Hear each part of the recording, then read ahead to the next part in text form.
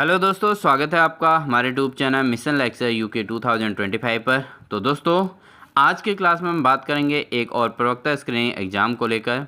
तो ये previous year question paper है दोस्तों, इसलिए सभी के लिए बहुत ज़्यादा इम्पोर्टेंट है। तो आज की क्लास में हम उन सभी क्वेश्चंस को लेंगे जिसमें हमारे शिक्षा मनोविज्ञान, उत्तराखंड और सामान्य ज्ञान, सामान्य विज्ञान और इसके साथ ही आपके तर्क शक्ति यानी कि रीजनिंग से संबंधित सभी प्रकार के क्वेश्चन का यहाँ पर समावेश देखने को मिलेगा।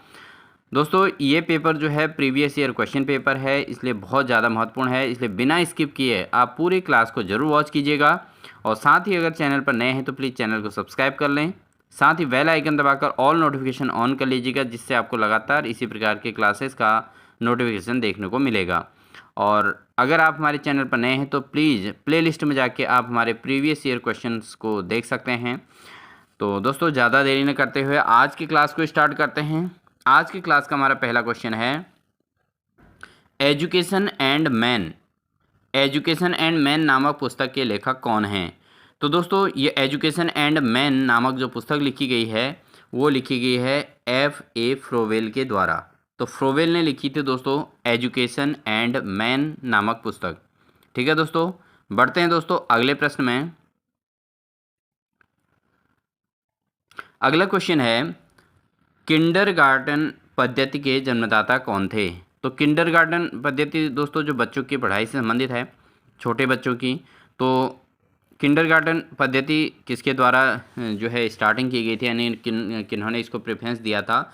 तो वो थे दोस्तों फ्रोवेल, F.A. फ्रोवेल। फ्रोवेल ने ही किंडरगार्टन पद्धति को जन्म दिया था, तो इसके जन्मदाता फ्रोवेल ही कहलाते हैं। ठीक है दोस्तों, बढ़ते हैं दोस्तों अगले प्रश्न में।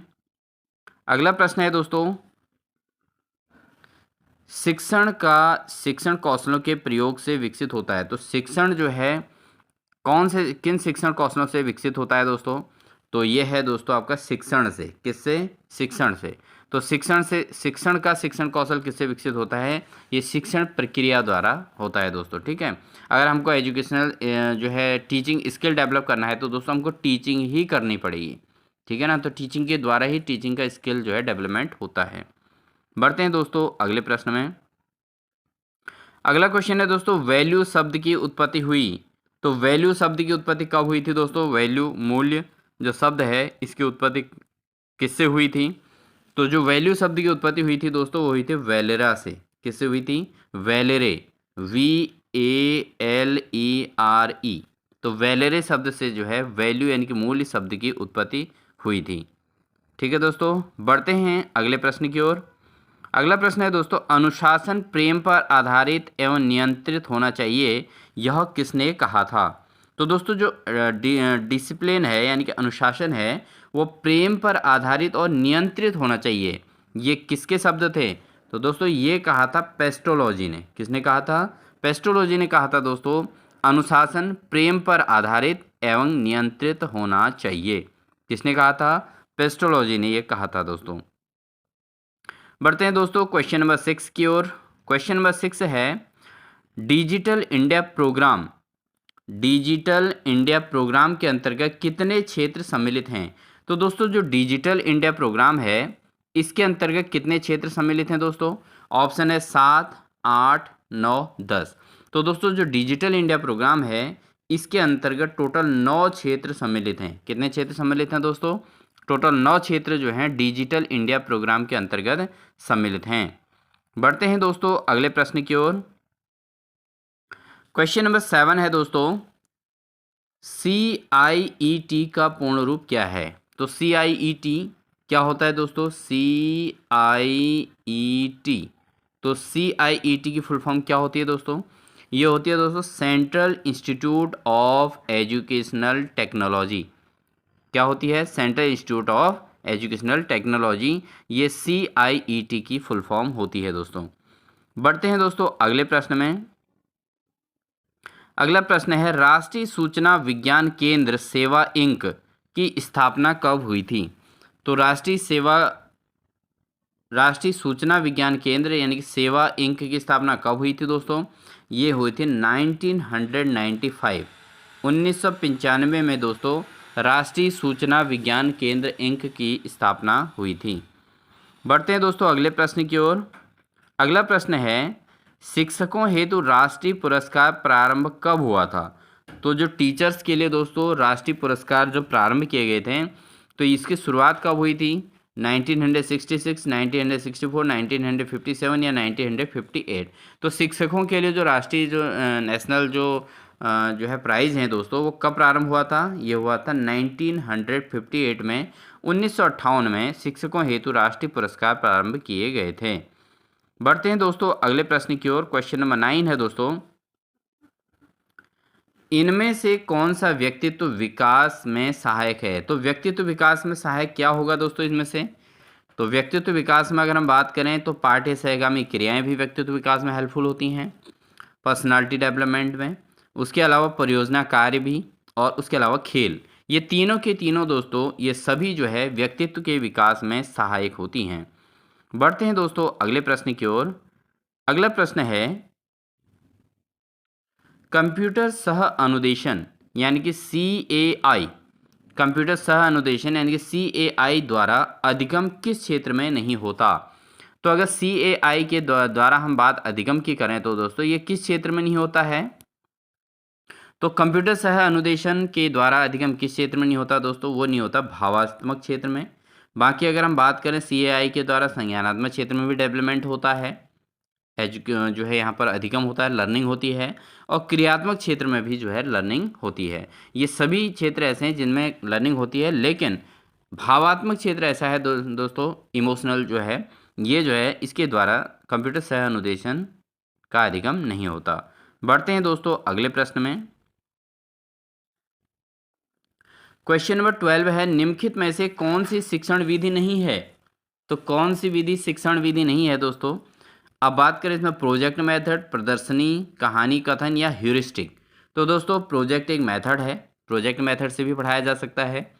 डिमॉन्स्ट्रेशन मेथड यानी कि कोई डेमो दिखाकर भी पढ़ाया जा सकता है, तो ये भी एक प्रकार की शिक्षण विधि है। इसके अलावा ह्यूरिस्टिक मेथड, ह्यूरिस्टिक मीन्स खोज करता यानी कि खोज विधि भी एक प्रकार की शिक्षण विधि है, टीचिंग मेथड है। बट दोस्तों यहाँ पर कहानी कथन, अगर हम किसी को कोई कहानी सुना रहे हैं तो ये कोई टीचिंग की विधि नहीं है दोस्तों, ठीक है। तो कहानी कथन, कहानी कही जा रही है और बच्चा सुन रहा है, तो ये कोई टीचिंग मेथड नहीं कहलाती।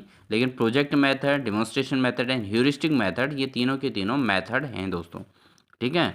बढ़ते हैं अगले क्वेश्चन की ओर। अगला क्वेश्चन है दोस्तों, CAI यानी कि कंप्यूटर सह अनुदेशन निम्नलिखित को सुगम बना सकती है। तो कंप्यूटर सह अनुदेशन के द्वारा क्या सुगम हो सकता है दोस्तों? तो यहाँ पर कंप्यूटर सह अनुदेशन के द्वारा एक तो व्यक्तिगत अनुदेशन हो सकता है, ठीक है, जो है पर्सनल जो है यहाँ पर डायरेक्शन किया जा सकता है। स्वगति से सीखना, ठीक है, स्वगति से अपने आप अपने हिसाब से सीखना। उसके अलावा अधिगम में व्यक्तिगत आवश्यकता पर ध्यान देना। ये तीनों प्रकार की चीज़ें इसमें संभव हैं CAI के द्वारा, ये सभी संभव हैं दोस्तों, ठीक है। तो इसका ऑप्शन नंबर D इसका बिल्कुल सही आंसर हो जाएगा। दोस्तों अगर क्लास अच्छी लग रही हो तो प्लीज़ लाइक ज़रूर कर दीजिएगा। साथ ही इसी प्रकार की क्लासेस के लिए आप हमारे चैनल को सब्सक्राइब कर लीजिएगा, बेल आइकन दबाकर ऑल नोटिफिकेशन ऑन कर लीजिएगा। बढ़ते हैं दोस्तों अगले प्रश्न में, निम्नलिखित में से कौन सा शिक्षण कौशल नहीं है? तो इनमें से कौन सा जो है टीचिंग स्किल नहीं है? तो उद्दीपन भिन्नता, विन्यास प्रेरणा, सत्ता की आलोचना करना या खोजपूर्ण प्रश्न। तो दोस्तों अगर हम इसमें बात करें कि सत्ता की आलोचना करके कोई भी शिक्षण कौशल डेवलप नहीं होता दोस्तों। उद्दीपन में विभिन्नता लाएंगे तो अवश्य टीचिंग स्किल डेवलपमेंट होगा। विन्यास प्रेरणा, ठीक है, अलग अलग प्रकार की चीज़ लाए जा सकते हैं। खोजपूर्ण प्रश्नों से भी जो है शिक्षण कौशल डेवलप होता है दोस्तों। तो तीन ऑप्शन सही हैं, बट यहाँ पर अगर इस प्रश्न के अकॉर्डिंग देखें तो सत्ता की आलोचना करना, इसके अकॉर्डिंग, क्योंकि इसमें ये पूछा गया कौन सा टीचिंग स्किल नहीं है, तो सत्ता की आलोचना करना यहाँ पर टीचिंग स्किल नहीं है, तो ऑप्शन नंबर C इसका सही हो जाएगा। बाकी अन्य ऑप्शन गलत हो जाएंगे यहाँ के अकॉर्डिंग, इस क्वेश्चन के अकॉर्डिंग। बढ़ते हैं दोस्तों अगले प्रश्न में, क्वेश्चन नंबर 15। सूक्ष्म शिक्षण का उद्देश्य है। तो दोस्तों माइक्रो टीचिंग का जो ऑब्जेक्टिव्स, एम एंड ऑब्जेक्टिव्स होता है, क्या होता है दोस्तों? शिक्षण विधियों का विकास करना, बिल्कुल नहीं। माइक्रो टीचिंग के द्वारा टीचिंग जो है मेथड्स का डेवलपमेंट नहीं होता दोस्तों।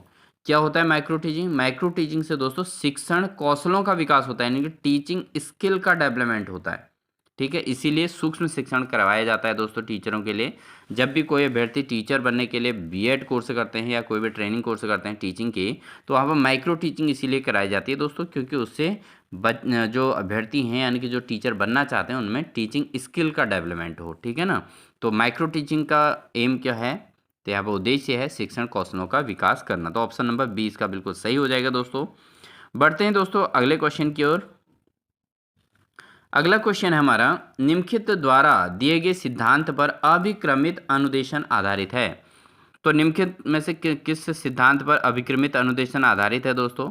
तो अभिक्रमित अनुदेशन जो है दोस्तों वो है B.F. स्किनर, ठीक है। B.F. स्किनर ने अभिक्रमित अनुदेशन का जो है दिया था, सिद्धांत दिया था। बढ़ते हैं दोस्तों अगले प्रश्न की ओर। अगला क्वेश्चन है दोस्तों, यूजीसी की स्थापना कब हुई थी? दोस्तों UGC university grand commission, university grand commission की स्थापना कब हुई थी?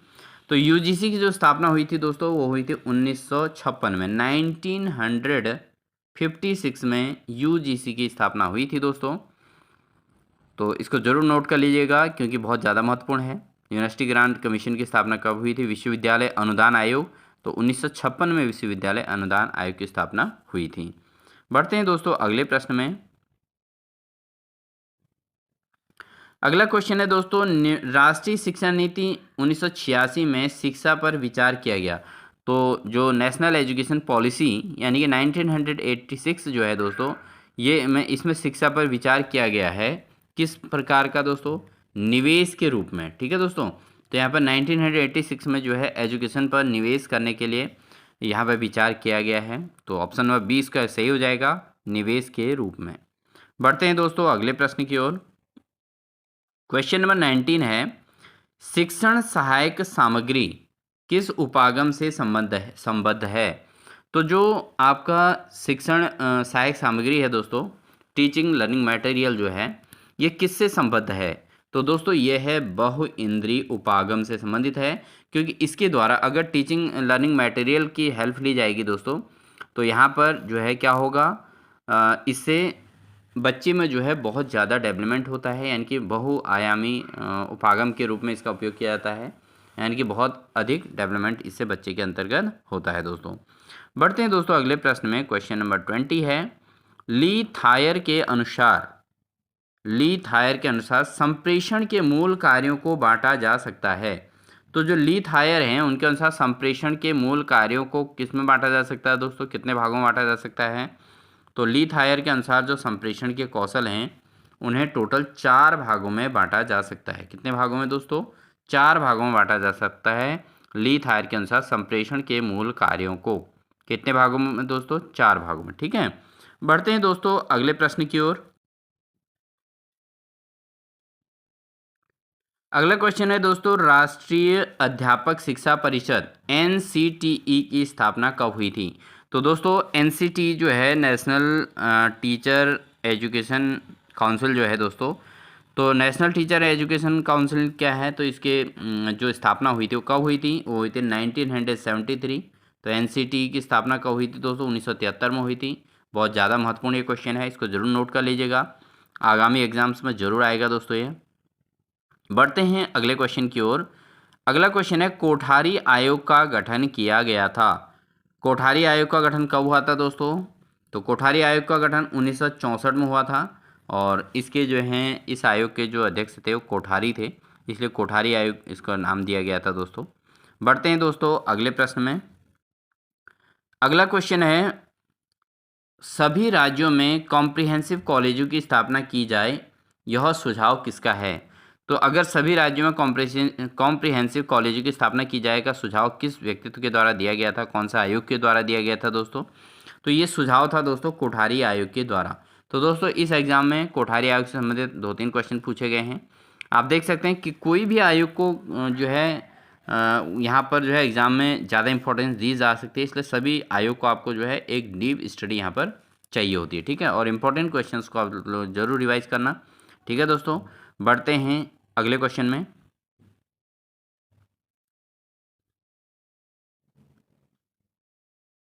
अगला क्वेश्चन है दोस्तों, शिक्षण कार्य के मुख्य घटक हैं। तो शिक्षण कार्य के मुख्य घटक क्या हैं दोस्तों? जो टीचिंग वर्क होता है दोस्तों, उसमें मुख्यतः किनका रोल रहता है? शिक्षक, छात्र और पाठ्यक्रम। तो टीचर, स्टूडेंट एंड सिलेबस जो है इसके अंतर्गत है। ठीक है, ये 3 चीज़ों का जो है शिक्षण कार्य में मुख्य रोल रहता है। ठीक है दोस्तों, बढ़ते हैं अगले क्वेश्चन की ओर। अगला क्वेश्चन है मूल्यांकन के क्षेत्र हैं। तो मूल्यांकन के क्षेत्र क्या होते हैं दोस्तों? मूल्यांकन इवैल्यूएशन दोस्तों, इसके जो क्षेत्र होते हैं ब्रॉड होते हैं, विस्तृत होते हैं, क्योंकि मूल्यांकन जो है सतत भी हो सकता है, सीमित भी रह सकता है किसी चीज़ में, बट बहुत सीमित नहीं हो सकता, क्योंकि इसका मूल्यांकन दोस्तों हर छात्र का जो है उसके हर एक्टिविटी से मूल्यांकन हो सकता है। ठीक है, तो इसका ब्रॉड इसका जो है वो रहता है मूल्यांकन का क्षेत्र जो है। बढ़ते हैं अगले प्रश्न की ओर। अगला क्वेश्चन है दोस्तों, निम्नांकित कथनों में से कौन सा सत्य नहीं है? तो कौन सा इसमें से सत्य नहीं है ये पूछा गया है। तो शिक्षण एक कला है, ये बिल्कुल सही है। शिक्षक प्रशिक्षित किए जा सकते हैं, यानी कि टीचर्स को ट्रेंड किया जा सकता है, बिल्कुल बात सही है। और टीचिंग एक प्रकार का आर्ट है, ये भी बिल्कुल सही है। और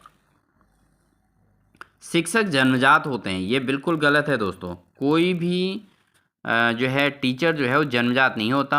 टीचिंग डेवलपमेंट किया जाता है, प्रशिक्षण दिया जाता है और सब कुछ किया जाता है, तब एक टीचर बनता है। ठीक है, और उसी हिसाब से पढ़ाई भी करनी होती है।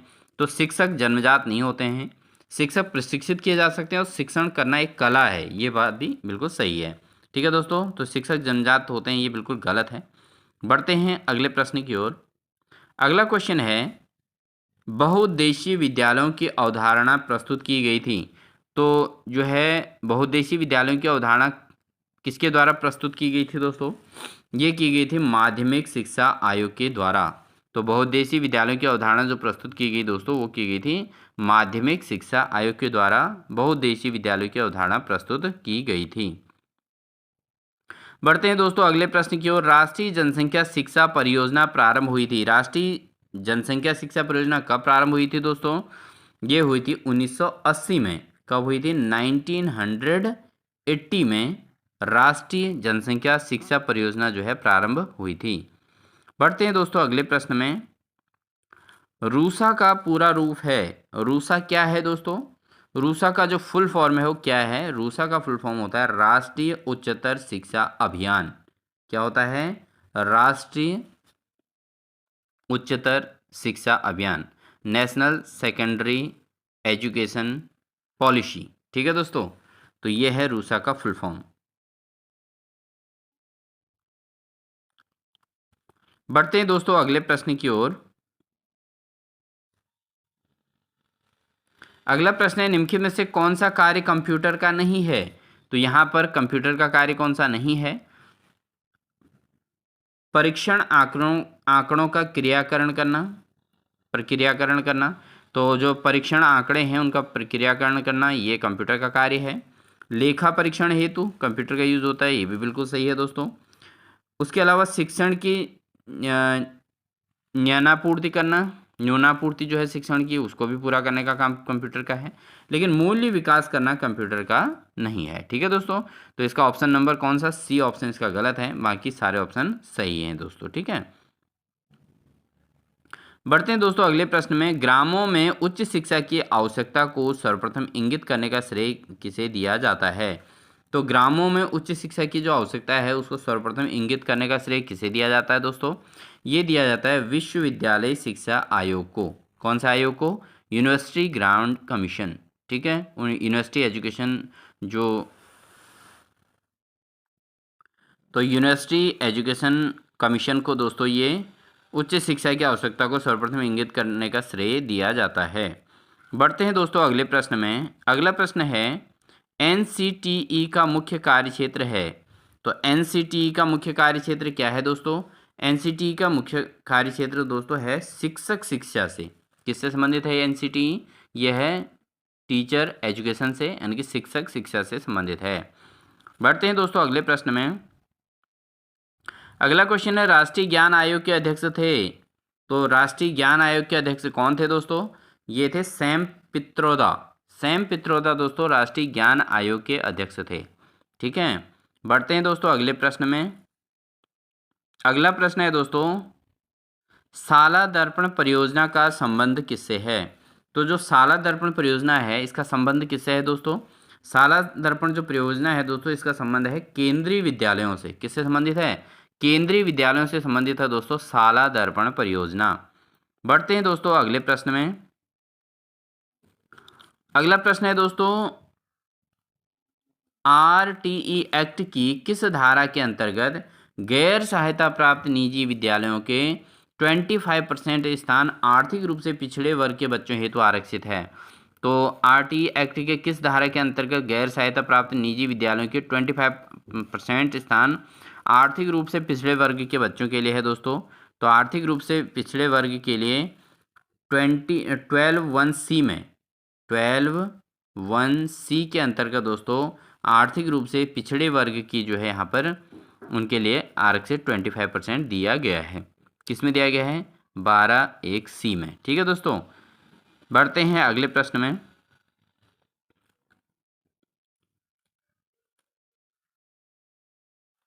डिजिटल जेंडर एटलस बालिकाओं से संबंधित है। तो दोस्तों ये किस प्रकार की बालिकाओं से संबंधित है? तो जो डिजिटल जेंडर एटलस ये किस प्रकार की बालिकाओं से संबंधित है? तो ये है दोस्तों अनुसूचित जाति के, अनुसूचित जनजाति के, मुस्लिम समुदाय के, ये सभी। तो सभी प्रकार के बालिकाओं के से संबंधित है दोस्तों, SC ST और मुस्लिम कम्युनिटी से। तो सभी प्रकार के लोगों से ये डिजिटल जेंडर संबंधित है। बढ़ते हैं दोस्तों अगले प्रश्न में। अगला क्वेश्चन है, जवाहर नवोदय विद्यालयों की स्थापना की सिफारिश का आधार था। तो जवाहर नवोदय विद्यालयों की जो सिफारिश की गई थी दोस्तों ये किस पर, इसका आधार क्या था दोस्तों? तो राष्ट्रीय शिक्षा नीति 1986, नेशनल एजुकेशन पॉलिसी 1986 में जवाहर नवोदय विद्यालयों की स्थापना की सिफारिश की गई थी और इसके अंतर्गत ये कहा गया था कि ग्रामीण क्षेत्र के गरीब बच्चों को, ठीक है, और गरीब और मेधावी बच्चों को जो है पढ़ाने के लिए जवाहर नवोदय विद्यालय खोले गए थे। ठीक है दोस्तों। बढ़ते हैं अगले प्रश्न की ओर। अगला प्रश्न है, माध्यमिक शिक्षा आयोग के अध्यक्ष कौन थे? तो जो माध्यमिक शिक्षा आयोग है दोस्तों इसको मुदालियर आयोग भी कहा जाता है। तो इसके थे LS मुदालियर। ठीक है, LS मुदालियर जो है माध्यमिक शिक्षा आयोग के अध्यक्ष थे। बढ़ते हैं दोस्तों अगले प्रश्न में। अगला प्रश्न है, राधाकृष्णन आयोग का मुख्य संबंध था। तो राधाकृष्णन आयोग का संबंध किस प्रकार की शिक्षा से है दोस्तों? वह है उच्च शिक्षा से। ठीक है, तो राधाकृष्णन आयोग जो है उच्च शिक्षा के लिए आयोग बना हुआ है और ये डिग्री कॉलेज से संबंधित है दोस्तों राधाकृष्णन आयोग, तो उच्च शिक्षा पर आधारित है। बढ़ते हैं दोस्तों अगले प्रश्न में। क्वेश्चन नंबर 40 है दोस्तों,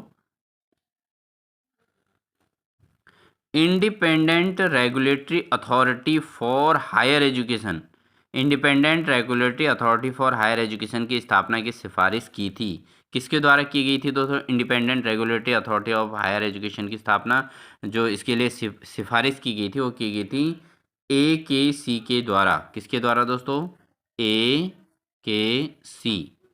AKC ने जो है दोस्तों independent regulatory authority for higher education की स्थापना की सिफारिश की थी। बढ़ते हैं दोस्तों अगले प्रश्न में। भारतीय संविधान के अनुच्छेद 243 का संबंध निम्नलिखित में से किससे है? तो दोस्तों भारतीय संविधान का जो अनुच्छेद 243 है इसका संबंध किससे है दोस्तों? ऑप्शन है पंचायती राज, प्रधानमंत्री, उसके अलावा राष्ट्रपति या राज्यपाल। तो दोस्तों जो भारतीय संविधान के अनुच्छेद 243 है इसका संबंध दोस्तों है पंचायती राज व्यवस्था से। किससे संबंधित है ये? पंचायती राज व्यवस्था से संबंधित है। बढ़ते हैं अगले प्रश्न की ओर।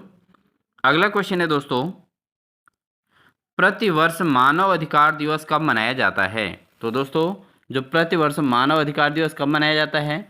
ऑप्शन है 10 अप्रैल, 10 सितंबर, 10 दिसंबर या 12 दिसंबर।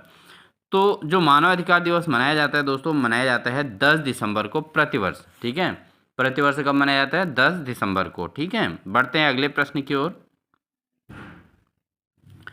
अगला प्रश्न है दोस्तों, ओलंपिक मशाल किसका प्रतीक होता है? तो ओलंपिक में जो मशाल लिया जाता है दोस्तों किसका प्रतीक होता है? ऑप्शन है खेलने के लिए उत्साह, बिल्कुल गलत। चुनौतियों के लिए, ये भी बिल्कुल गलत। निरंतरता, तो जो ओलंपिक मसाल होता है दोस्तों, ये रिप्रेजेंट करता है किसको? निरंतरता को रिप्रेजेंट करता है ओलंपिक मसाल। ठीक है दोस्तों, अखंडता को बिल्कुल नहीं। बढ़ते हैं दोस्तों अगले प्रश्न की ओर। अंतर्राष्ट्रीय बैडमिंटन संघ ने किस भारतीय बैडमिंटन खिलाड़ी को आई एम बैडमिंटन जागरूकता अभियान हेतु राजदूत बनाया था? तो दोस्तों किस बैडमिंटन खिलाड़ी को आई एम बैडमिंटन जागरूकता अभियान हेतु राजदूत बनाया गया था? तो वो था दोस्तों, ऑप्शन है आपका किदाम्बी श्रीकांत, पीवी सिंधु, साइना नेहवाल या अश्विनी बोपन्ना। तो दोस्तों आई एम बैडमिंटन जागरूकता अभियान के अंदर जो राजदूत बनाया गया था वो बनाया गया था पीवी सिंधु को, यहाँ पर इसका राजदूत बनाया गया था। बढ़ते हैं दोस्तों अगले प्रश्न की ओर। अगला प्रश्न है Electra gold cup. Electra gold cup किस खेल से संबंधित है? तो जो इलेक्ट्रा गोल्ड कप होता है दोस्तों किससे संबंधित है? यह है टेबल टेनिस से। किससे रिलेट करता है दोस्तों? टेबल टेनिस से संबंधित है इलेक्ट्रा गोल्ड कप।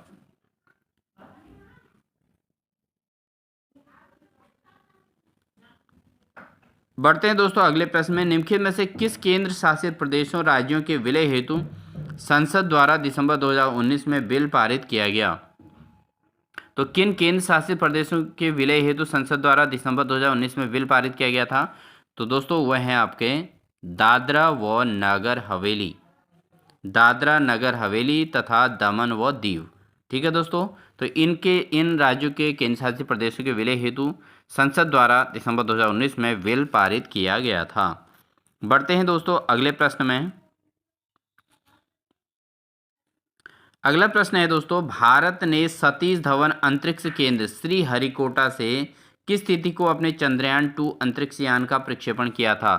तो भारत के सतीश धवन अंतरिक्ष केंद्र जो है श्रीहरिकोटा में किस तिथि को अपने चंद्रयान 2 अंतरिक्ष यान का प्रक्षेपण किया था दोस्तों? तो ये किया था, ऑप्शन है 22 जून 2019 और 22 जुलाई 2019, 21 जुलाई 2019 या 22 अगस्त 2019। तो ये किया गया था दोस्तों 22 जुलाई 2019 को जो है भारत ने सतीश धवन अंतरिक्ष केंद्र श्रीहरिकोटा से चंद्रयान 2 जो है अंतरिक्ष यान का प्रक्षेपण किया था। ठीक है दोस्तों, बढ़ते हैं दोस्तों अगले प्रश्न की ओर। अगला प्रश्न है भारतीय सिनेमा में योगदान के लिए दिया जाने वाला सर्वश्रेष्ठ पुरस्कार दादा साहेब फाल्के सन 2018 को किसे दिया गया? तो दोस्तों 2018 में जो दादा साहेब फाल्के पुरस्कार दिया गया था, ये दिया गया था अमिताभ बच्चन को। किसको दिया गया था दोस्तों? अमिताभ बच्चन को दिया गया था। उसके बाद दोस्तों आप इनको जरूर याद कर लीजिएगा, क्योंकि करेंटली जो हैं उनको जरूर याद करना है। चूँकि ये प्रीवियस ईयर क्वेश्चन पेपर है, इसलिए इसको जो है पढ़ना जरूरी है। ठीक है दोस्तों, बढ़ते हैं अगले प्रश्न की ओर।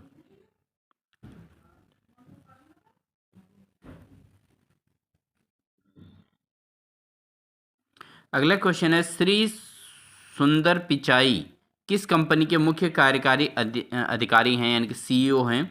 तो दोस्तों सुंदर पिचाई हैं वो हैं आपके किस कंपनी के मुख्य कार्यकारी? तो यहाँ पर Apple Inc, Alphabet Inc, Google LLC।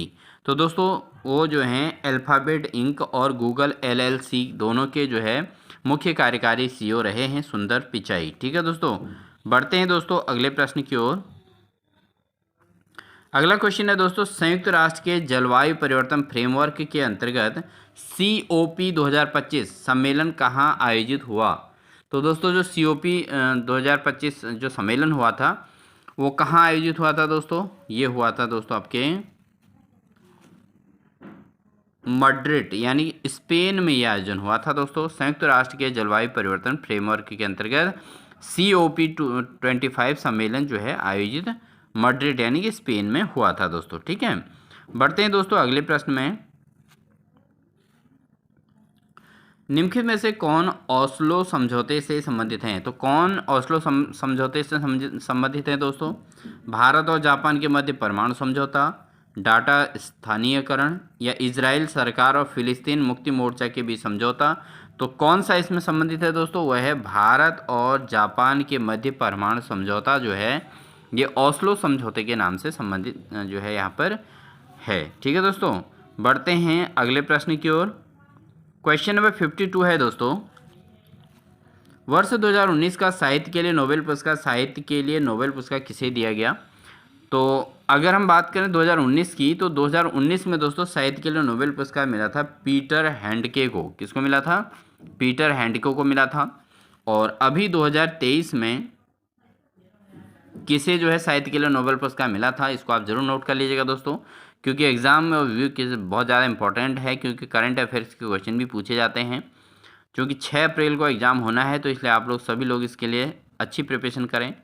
और हमारे द्वारा लगातार प्रीवियस ईयर क्वेश्चन पेपर कराए जा रहे हैं, जिसके अंतर्गत आपका जो है यहाँ पर शिक्षा मनोविज्ञान से संबंधित बहुत महत्वपूर्ण क्वेश्चन यहाँ पर प्रिपेयर हो जाएंगे। तो इसलिए जो है आप चैनल पर बने रहें। पढ़ते हैं दोस्तों अगले प्रश्न की ओर।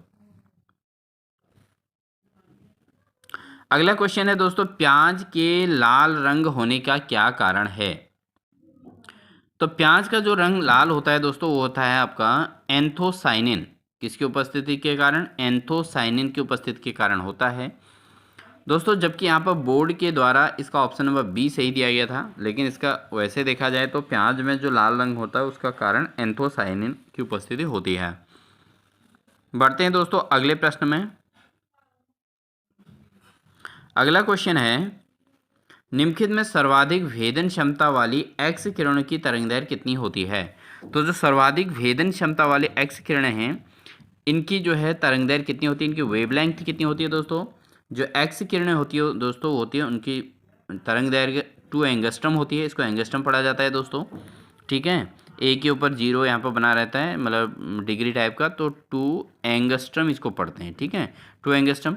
अब अगर हम इसको मीटर के हिसाब से निकालें तो दोस्तों 1 एंगस्ट्रम में होता है 10⁻⁻10, ठीक है दोस्तों। अगर आप मीटर के रूप में पढ़ेंगे तो इसको 2 × 10⁻−10 मीटर इसको पढ़ा जाएगा, ठीक है दोस्तों।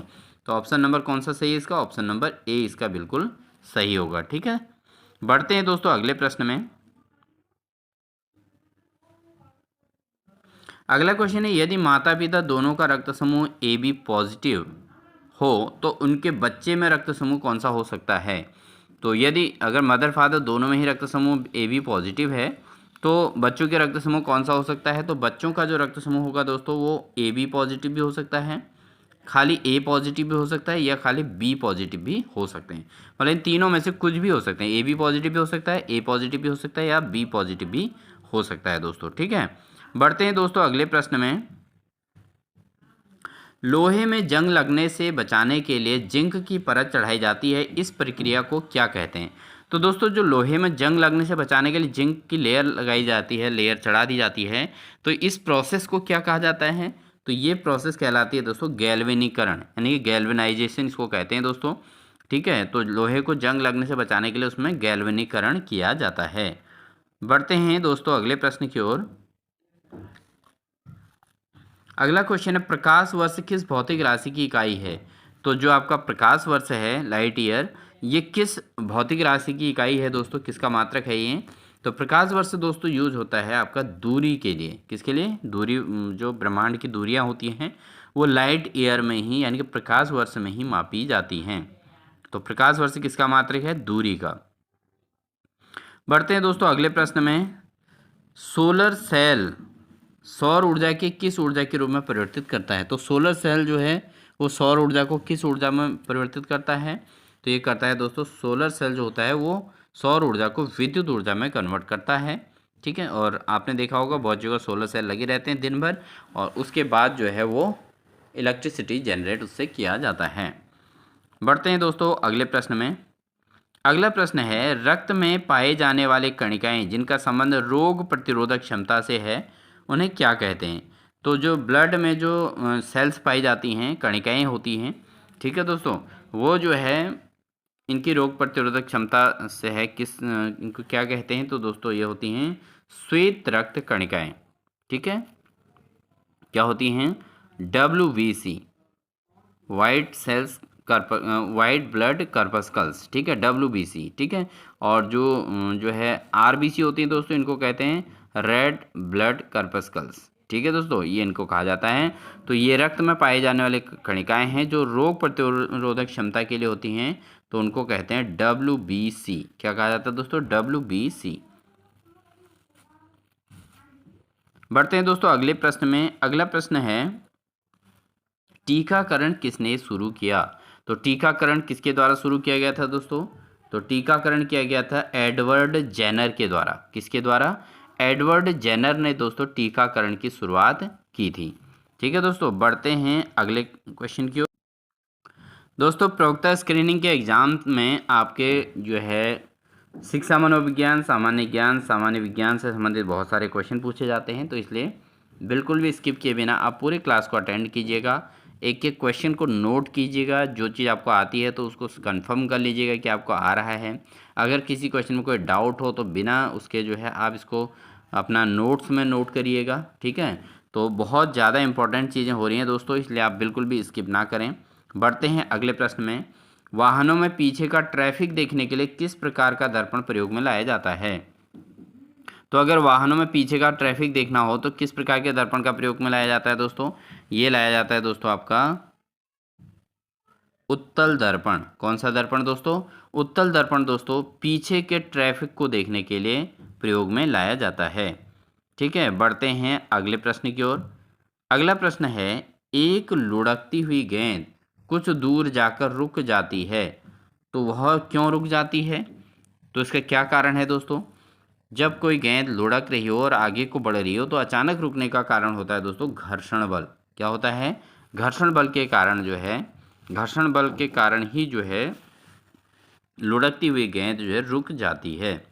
ठीक है दोस्तों, बढ़ते हैं अगले प्रश्न में। अगला प्रश्न है नानाघाट अभिलेख निम्न में से किस शासक के विषय में विस्तृत जानकारी प्रदान करता है?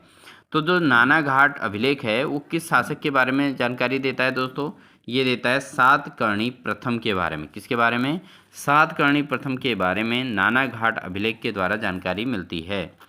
बढ़ते हैं दोस्तों अगले प्रश्न की ओर। अगला प्रश्न हमारे पास है गुरिल्ला युद्ध प्रणाली के संबंध में शिवाजी का अग्रगामी किसे माना जाता है?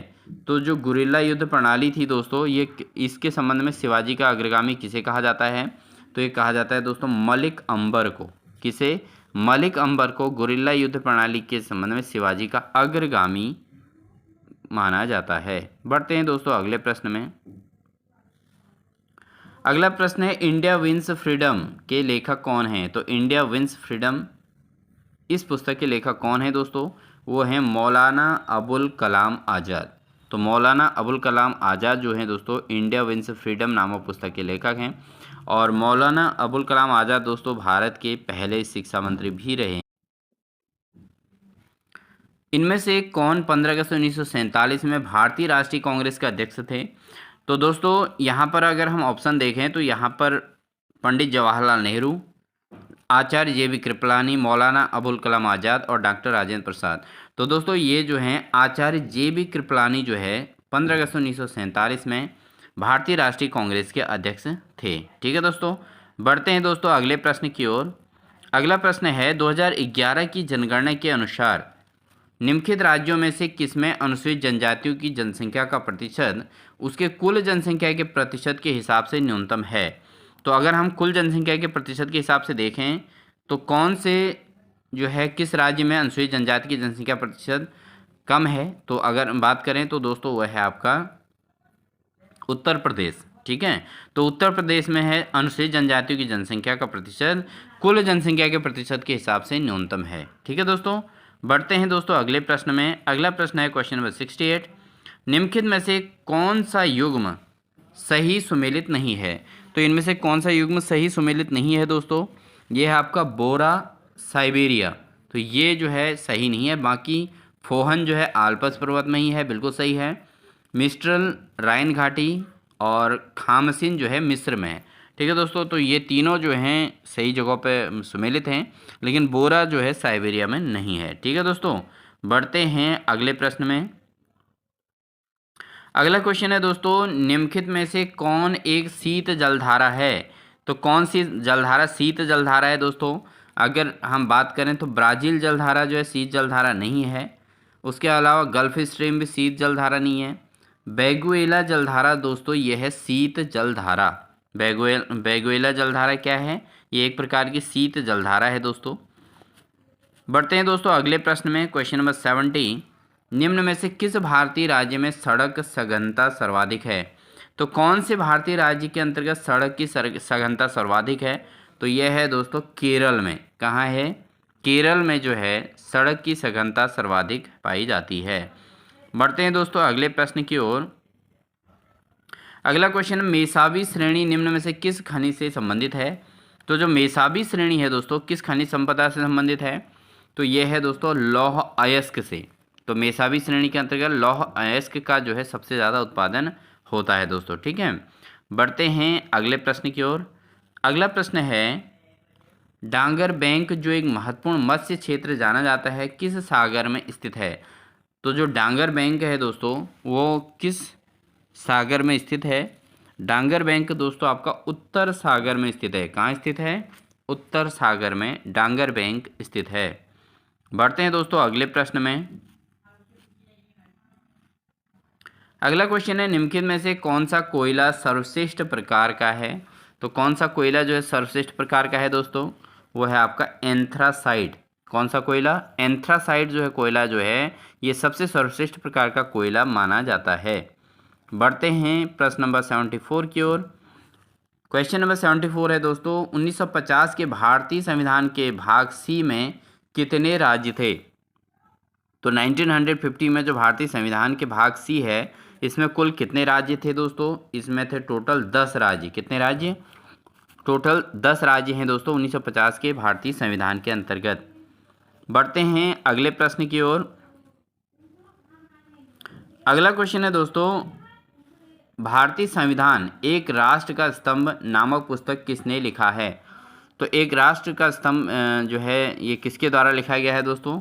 ये लिखा गया है ग्रेनविले ऑस्टिन। तो ग्रेनविले ऑस्टिन ने लिखा है दोस्तों भारतीय संविधान एक राष्ट्र का स्तंभ। ठीक है, इस पुस्तक के लेखक ग्रेनविले ऑस्टिन हैं दोस्तों। ठीक है, बढ़ते हैं अगले प्रश्न की ओर। तो अगला प्रश्न दोस्तों हमारा खंड 3 से संबंधित है, आप देख सकते हैं, और ये जो है इसके अंतर्गत आपका उत्तराखंड से संबंधित क्वेश्चन रहेंगे। ठीक है, तो प्रीवियस ईयर क्वेश्चन पेपर है दोस्तों, बिल्कुल भी स्किप ना करें, बिल्कुल ध्यानपूर्वक समझें।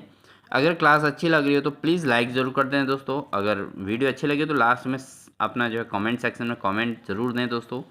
और आपको किस प्रकार के आगे क्लासेस की ज़रूरत है तो आप ज़रूर कमेंट सेक्शन में दे सकते हैं। ठीक है, और लगातार आपको क्लासेस देखने को मिलेंगी दोस्तों। प्रीवियस ईयर क्वेश्चन पेपर हम पहले भी करा चुके हैं, हमारे प्ले लिस्ट में जाके आप देख सकते हैं। ठीक है दोस्तों, तो एक अच्छी प्रिपरेशन के लिए आपको ये अच्छी प्लानिंग के तहत पढ़ाई करनी ज़रूरी है, इसलिए लगातार क्लास में बने रहें। बढ़ते हैं दोस्तों अगले प्रश्न की ओर। अगला है, उत्तराखंड में बेगार प्रथा किन रूपों में पाई जाती थी? तो जो बेगार प्रथा थी दोस्तों किन रूप में पाई जाती थी दोस्तों? कूली बर्दायश, कूली उतार, कूली बेगार, ये सभी। तो ये तीनों प्रकार की चीज़ें दोस्तों कूली बेगार प्रथा के अंतर्गत आती थी। कूली बर्दायश, कूली उतार और कूली बेगार। बढ़ते हैं दोस्तों अगले प्रश्न में।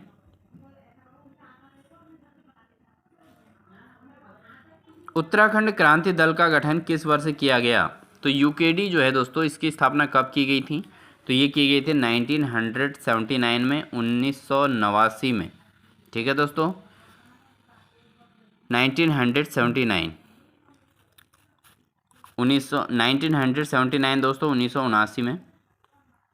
बढ़ते हैं अगले प्रश्न की ओर। अगला प्रश्न है, क्वेश्चन नंबर 78 है, कुटीर ज्योति योजना किससे संबंधित है? तो कुटीर ज्योति योजना ये किससे संबंधित होगी दोस्तों? दोस्तों ये है आपका विद्युत से संबंधित। किससे संबंधित है? विद्युत से संबंधित है कुटीर ज्योति योजना। तो इस प्रकार की योजनाओं से संबंधित क्वेश्चन पूछे जाते हैं। अगला प्रश्न है, निम्न में से कौन सी महिला को भारतीय सेना में 2020 में मेजर जनरल के पद पर नियुक्त किया गया था? तो कौन सी महिला है जिन्हें मेजर जनरल के पद पर नियुक्त किया गया था 2020 में? तो महिला मेजर के रूप में तो ये किया गया था दोस्तों स्मिता देवरानी। किसको? स्मिता देवरानी। ठीक है दोस्तों, तो स्मिता देवरानी को जो है दोस्तों उत्तराखंड के अंतर्गत उत्तराखंड की महिला भारतीय सेना में 2020 में मेजर जनरल के पद पर नियुक्त हुई थी। बढ़ते हैं दोस्तों अगले प्रश्न में। क्वेश्चन नंबर 80 है दोस्तों, निम्न में से भारत के किस प्रधानमंत्री द्वारा लाल किले में उत्तराखंड राज्य निर्माण की घोषणा की गई थी? तो भारत के किस प्रधानमंत्री के द्वारा लाल किले में उत्तराखंड राज्य निर्माण की घोषणा की गई थी? तो दोस्तों ये कार्य जो किया गया था, ये किया गया था HD देवगौड़ा के द्वारा। किनके द्वारा? HD देवगौड़ा के द्वारा दोस्तों।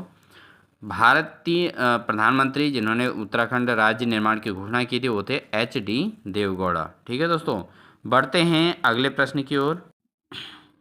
अगला क्वेश्चन है दोस्तों, निम्न में से कौन उत्तराखंड के डोलापाल के आंदोलन से संबंधित हैं? तो उत्तराखंड के अंतर्गत जो डोलापाल के आंदोलन से संबंधित हैं दोस्तों वह हैं जयानंद भारती। जयानंद भारती जो है उत्तराखंड के अंतर्गत डोलापाल के आंदोलन से संबंधित हैं दोस्तों। बढ़ते हैं दोस्तों अगले प्रश्न में।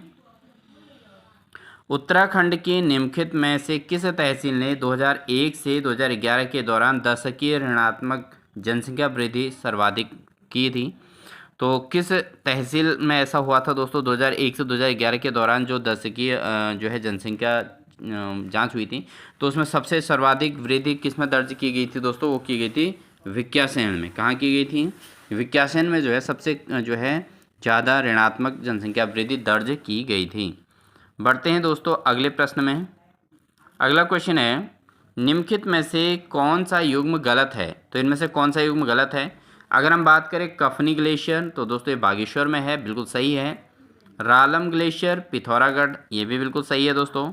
उसके अलावा जो खतलिंग ग्लेशियर है दोस्तों टिहरी गढ़वाल में है। लेकिन नामिक ग्लेशियर दोस्तों ये जो है आपका बागेश्वर में नहीं है, तो ये पिथौरागढ़ में है दोस्तों नामिक ग्लेशियर। तो ये इसका ऑप्शन नंबर ये गलत है, बाकी सभी ठीक हैं। अगला क्वेश्चन है दोस्तों, कुनिंद मुद्राएं प्राप्त हुई। तो कुनिंद मुद्राएं कहाँ से प्राप्त हुई थी? तो कुनिंद मुद्राएं जो हैं दोस्तों आपके थत्यूड़ यानी कि टिहरी गढ़वाल के थत्यूड़ से भी कुनिंद मुद्राएं प्राप्त हुई थी। देवढुंगा जो उत्तरकाशी में है ये भी यहाँ से भी प्राप्त हुई थी। कत्यूर घाटी कुमाऊं से भी प्राप्त हुई थी। तो इन सभी स्थलों से दोस्तों कुनिंद मुद्राएं प्राप्त हुई थी। यानी कि आप एक बार फिर रिवीजन करेंगे, थत्यूड़ यानी टिहरी गढ़वाल, देवढुंगा यानी कि उत्तरकाशी और कत्यूर घाटी यानी कि कुमाऊं से दोस्तों कुनिंद मुद्राएं प्राप्त हुई थी। बढ़ते हैं दोस्तों अगले प्रश्न में। अगला क्वेश्चन है दोस्तों, निम्न में से कौन मैती आंदोलन के जनक हैं? तो मैती आंदोलन के जनक कौन है दोस्तों? ऑप्शन है कल्याण सिंह रावत, गौरा देवी, सुंदरलाल बहुगुणा, चंदी प्रसाद भट्ट। तो दोस्तों मैती आंदोलन के जो जनक हैं वह हैं कल्याण सिंह रावत। इनको मैती आंदोलन का जनक कहा जाता है दोस्तों। बढ़ते हैं अगले प्रश्न की ओर। अगला प्रश्न है, उत्तराखंड में देवभूमि सॉफ्टवेयर, उत्तराखंड के अंदर जो देवभूमि सॉफ्टवेयर है वो किससे संबंधित है दोस्तों? ये है आपका भू अभिलेखों से। किससे संबंधित है? देवभूमि सॉफ्टवेयर दोस्तों ये भू अभिलेखों से संबंधित है। बढ़ते हैं अगले प्रश्न की ओर। अगला क्वेश्चन है दोस्तों, उत्तराखंड के किस जनपद में धौली गंगा जल विद्युत परियोजना स्थित है? तो किस जनपद में धौली गंगा जल विद्युत परियोजना स्थित है दोस्तों? ये है दोस्तों आपका पिथौरागढ़ में। कहाँ है? पिथौरागढ़ में दोस्तों धौली गंगा जल विद्युत परियोजना स्थित है। बढ़ते हैं अगले प्रश्न की ओर। अगला क्वेश्चन है, उत्तराखंड की निम्नलिखित महिलाओं में द्रोणाचार्य पुरस्कार से संबंधित प्रथम महिला कौन है? तो किस महिला को द्रोणाचार्य पुरस्कार सम्मानित किया गया था उत्तराखंड के अंतर्गत? तो वह है दोस्तों हंसा मनराल। हंसा मनराल को दोस्तों उत्तराखंड की एक प्लेयर हैं और जो जिन्होंने एक जो है द्रोणाचार्य इनकी जिन्होंने अपने द्वारा बहुत सारे एस्पिरेंट को जो है यहाँ पर सिखाया है। ठीक है, तो इन्हें जो है द्रोणाचार्य पुरस्कार से सम्मानित किया गया था, हंसा मनराल को। बढ़ते हैं दोस्तों अगले प्रश्न की ओर। अगला क्वेश्चन है, किस गढ़वाल नरेश ने गुरु रामराय को आश्रय प्रदान किया था? तो गुरु रामराय को आश्रय किस गढ़वाल नरेश ने प्रदान किया था दोस्तों? वो थे फतेहपति शाह। फतेहपति शाह ने दोस्तों गुरु रामराय को आश्रय प्रदान किया था। बढ़ते हैं अगले प्रश्न में।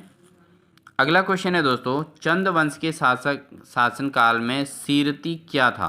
तो जब चंद वंश का शासन था तो उसमें सीरती क्या था दोस्तों? सीरती एक प्रकार का भूमिकर था दोस्तों। क्या था? भूमिकर। बढ़ते हैं अगले प्रश्न की ओर। श्रीदेव सुमन का बलिदान दिवस मनाया जाता है।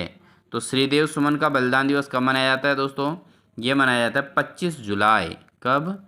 25 जुलाई को मनाया जाता है दोस्तों, क्योंकि 25 जुलाई सन 1944 को श्रीदेव सुमन का निधन हो गया था, यानी कि वो शहीद हो गए थे दोस्तों, जिन्होंने 84 दिन की जो है भूख हड़ताल की थी। ठीक है, प्रजामंडल की मांग की थी। ठीक है, बढ़ते हैं दोस्तों अगले प्रश्न में। राइफलमैन गब्बर सिंह नेगी को किस युद्ध के लिए विक्टोरिया क्रॉस यानी कि मरणोपरांत प्रदान किया गया था? तो राइफलमैन गब्बर सिंह नेगी को विक्टोरिया क्रॉस कब प्रदान किया गया था दोस्तों? ये किया गया था न्यूवेज चैपल। ठीक है, तो न्यूवेज चैपल के जो है युद्ध के लिए विक्टोरिया क्रॉस इनको मरणोपरांत प्रदान किया गया था। बढ़ते हैं अगले प्रश्न की ओर। अगला क्वेश्चन है दोस्तों, मई 1938 में श्रीनगर गढ़वाल में आयोजित राजनीतिक सम्मेलन में किसने भाग लिया? तो 1938 में जो श्रीनगर गढ़वाल में जो राजनीतिक सम्मेलन हुआ था, इसमें किसने भाग लिया था दोस्तों? श्रीदेव सुमन, पंडित जवाहरलाल नेहरू, श्रीमती विजय लक्ष्मी पंडित। तो दोस्तों ये जो इन तीनों ने ही जो है 1938 के श्रीनगर गढ़वाल में आयोजित राजनीतिक सम्मेलन में भाग लिया था। तो इसका ऑप्शन नंबर डी इसका बिल्कुल सही। बढ़ते हैं दोस्तों अगले प्रश्न की ओर। अगला क्वेश्चन है, अनासक्ति आश्रम कौसानी संबंधित है? तो अनासक्ति आश्रम जो कौसानी में स्थित है दोस्तों, किससे संबंधित है? तो अनासक्ति आश्रम की जो खोज की थी वो महात्मा गांधी ने की थी, और महात्मा गांधी अनासक्ति आश्रम कौसानी में बहुत लंबे समय तक यहाँ पर ठहरे थे दोस्तों, और यहाँ पर इन्होंने अनासक्ति योग टीका लिखने की शुरुआत भी की थी। बढ़ते हैं दोस्तों अगले प्रश्न की ओर। अगला क्वेश्चन है, मरोज क्या है? दोस्तों मरोज क्या है? मरोज एक प्रकार का जनजातीय त्यौहार होता है दोस्तों, जो जनजाति त्यौहार के रूप में मनाया जाता है मरोज। बढ़ते हैं दोस्तों अगले प्रश्न में। नायक समाज में सुधार हेतु किस वर्ष नायक बलिदान रक्षा कानून पारित किया गया था? तो नायक समाज को सुधार हेतु नायक बलिदान रक्षा कानून कब पारित किया गया था दोस्तों? ये किया गया था 1929 में, यानी कि 1929 में नायक समाज में सुधार हेतु नायक बलिदान रक्षा कानून पारित किया गया था। बढ़ते हैं दोस्तों अगले प्रश्न की ओर। 1917 ईस्वी 1000 कुमाऊं परिषद के पहले अल्मोड़ा अधिवेशन की अध्यक्षता किसने की थी? तो जो 1917 में जो है कुमाऊं परिषद के पहले अल्मोड़ा अधिवेशन की अध्यक्षता किसके द्वारा की गई थी? वो की गई थी जयदत्त जोशी के द्वारा। किसके द्वारा? जयदत्त जोशी के द्वारा इस कुमाऊं परिषद के घोषणा जो है अध्यक्षता की गई थी। बढ़ते हैं दोस्तों अगले प्रश्न की ओर। अगला क्वेश्चन है, यूनेस्को द्वारा लोक उत्सव रामायण को विश्व की अमूर्त सांस्कृतिक धरोहर में सम्मिलित कब किया गया था? यह उत्सव किस जनपद से संबंधित है? तो दोस्तों ये जो है दोस्तों आपका जो रामायण जो विश्व मूर्त सांस्कृतिक धरोहर है, ये दोस्तों चमोली जनपद से संबंधित है। कहाँ से संबंधित है? चमोली जनपद से।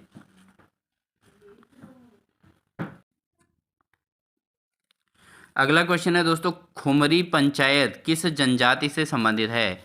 जो खुमरी पंचायत है दोस्तों किस जनजाति से संबंधित है? यह है दोस्तों जौनसारी से। किससे संबंधित है? जौनसारी से संबंधित है दोस्तों खुमरी पंचायत। बढ़ते हैं दोस्तों अगले प्रश्न में, और आज की क्लास का हमारा अंतिम क्वेश्चन रहेगा दोस्तों इसके अंतर्गत जो 50 अन्य क्वेश्चन हैं, जिसके अंतर्गत रीजनिंग तर्क शक्ति से संबंधित क्वेश्चन है दोस्तों, और हिंदी के भी क्वेश्चन हैं, उसको हम नेक्स्ट क्लास में लेके आएंगे। तो इसलिए इसके बाद आप नेक्स्ट क्लास को जरूर वॉच कीजिएगा, क्योंकि ये जो है आपका प्रवक्ता स्क्रीन का जो पेपर है 150 क्वेश्चन होने दोस्तों, इसलिए 100 क्वेश्चन हमने इसमें दे दिए।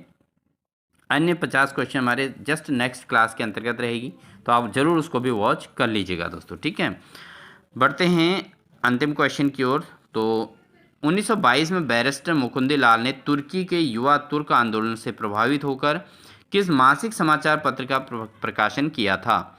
तो दोस्तों जब 1922 में बैरिस्टर मुकुंदी लाल ने तुर्की में युवा तुर्क आंदोलन से प्रभावित हुए थे, तो किस मासिक समाचार पत्र का प्रकाशन किया था? ये किया था दोस्तों तरुण कुमाऊं नामक। किसकी? तरुण कुमाऊं।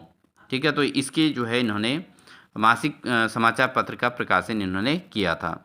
तो दोस्तों ये थी हमारी आज की क्लास। इसके अंतर्गत हमने टॉप 100 क्वेश्चंस को यहाँ पर लिया, और इन महत्वपूर्ण क्वेश्चंस को हमने सॉल्व किया दोस्तों। तो कैसी लगी आपको हमारी क्लास? प्लीज़ कमेंट सेक्शन में ज़रूर दीजिएगा दोस्तों, और इसी प्रकार की लगातार क्लास के लिए आप हमारे चैनल को सब्सक्राइब कर लीजिएगा, साथ ही बेल आइकन दबाकर ऑल नोटिफिकेशन ऑन कर लीजिएगा, जिससे आपको लगातार इसी प्रकार की क्लासेस देखने को मिलेंगी। और दोस्तों अगर वीडियो अच्छी लगी तो लाइक ज़रूर कर दीजिएगा, अपने दोस्तों को शेयर भी ज़रूर कर दीजिएगा। आपके लाइक कमेंट्स और शेयर से ही हमको जो मोटिवेशन मिलता है आगे क्लासेस कराने के लिए। तो इन्हीं सभी बातों के साथ दोस्तों मिलते हैं आपको नेक्स्ट 50 क्वेश्चंस के साथ अपनी बेहतरीन क्लास के साथ। तब तक के लिए दोस्तों अपना ध्यान रखिए। Wish you all the best.